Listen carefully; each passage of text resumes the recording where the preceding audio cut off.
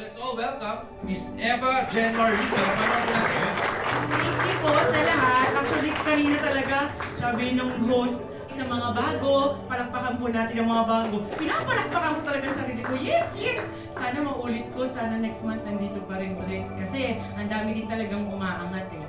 So, teacher po ako by profession. 33 years old. Dati rin pong si woman. So, paano po ako napunta sa top 50? Actually, ako po mismo ang kusang nag-project.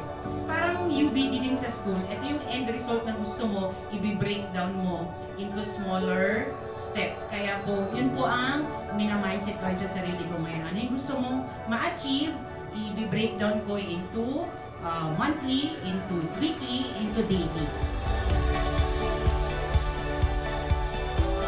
We keep on praying paano ba tayo magiging prosperous. And God will not give you right away yung money na kaagad. He would make use of people and situation para ipakita ka kung saan yung path na yon. Very thankful po ako sa lahat at kay God at syempre sa sarili ko and sa mga uplines. Maraming salamat po sa lahat at makaasa po kayo, isa po ako sa mga katulong ninyo. Maraming salamat po sa opportunity and thank you press and thank you everyone.